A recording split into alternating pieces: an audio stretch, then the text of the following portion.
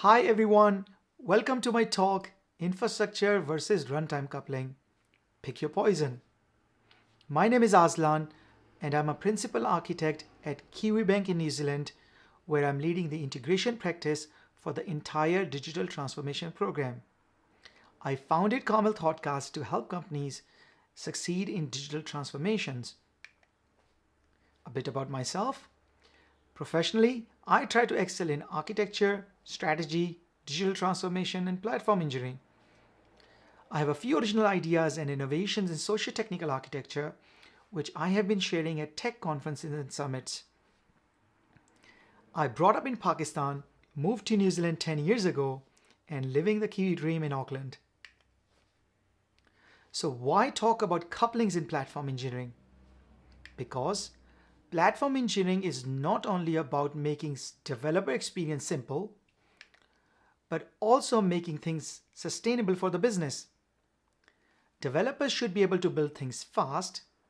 At the same time, they shouldn't be building things tightly coupled and a big ball of mud. So what do we mean by coupling? It simply means change in one place, forcing change elsewhere. And what is a coupling pattern? A specific kind of change forcing a specific kind of change elsewhere. I have discovered and cataloged 11 socio-technical coupling patterns.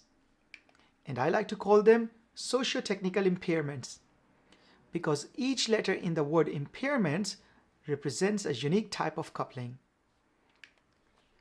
In today's short talk, we will only cover two of them. Both of these coupling patterns occur in inter-service integrations. A few months back, I gave a talk on evolution of API-led connectivity pattern to prevent the over-reliance of APIs for all kinds of integrations. And event-driven architecture is very popular for inter-service integrations. So my focus today is to show you that event-driven architecture either isn't fit for purpose for all integration scenarios. So when people talk about event-driven architecture, they give this classic e-commerce system pitch where they show us different microservices and each one is firing events. Sales service fires order received event, inventory subscribed to it, inventory service reserves the inventory, and payment service subscribed to the inventory reserved event, and payment collects the payment against the order. Sales service subscribed to the payment collected event and fires the order confirmed event. Warehousing team is interested in confirmed orders, so it can dispatch those orders to the customers. And this is a classic choreography pattern explained with a classic e-commerce example. And everything is event-driven, and there are no point-to-point API calls, no synchronous calls, everything is asynchronous. And very quickly, people jump to conclude that asynchronous communication equals loose coupling. Not everyone, but a lot of them. And unfortunately, a lot of people buy into it. Is it really loose coupling? Or is it just a different type of coupling? Let's get back to our example and pay some close attention to it. To be honest, this is glamorized and oversimplified. So when we have to collect the payment against the order, how does the payment service finds the order total? Surely inventory service shouldn't be leaking the data about the sales orders in its inventory reserved event, because that will be breaking single responsibility principle. The inventory service should only care about the operation it has performed and fire event about that.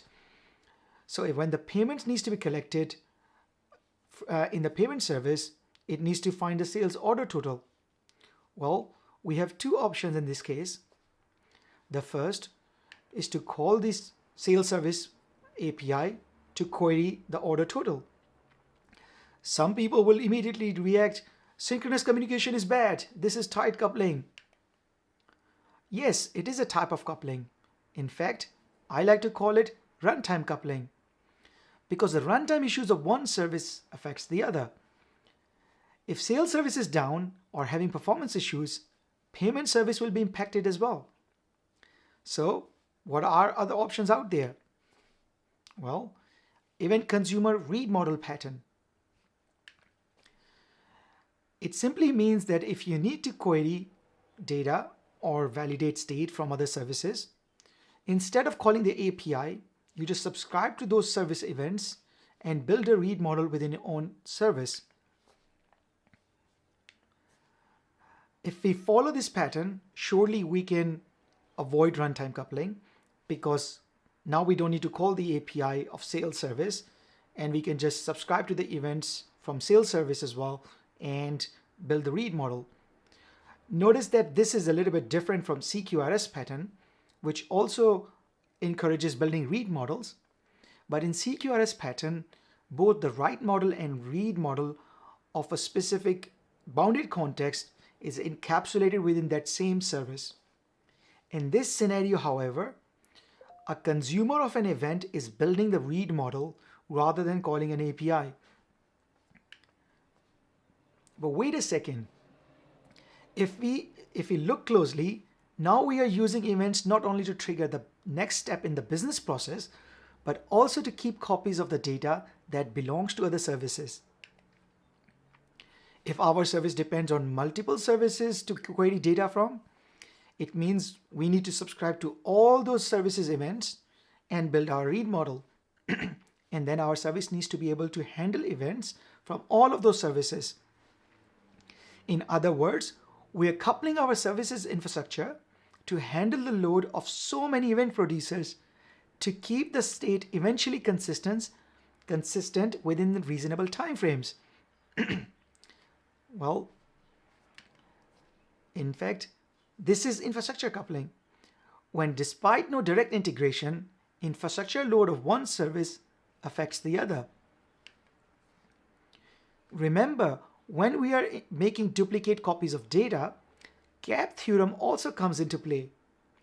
ECRM pattern compromises consistency for high availability and partition tolerance. In many cases, in many domains, you cannot really compromise consistency.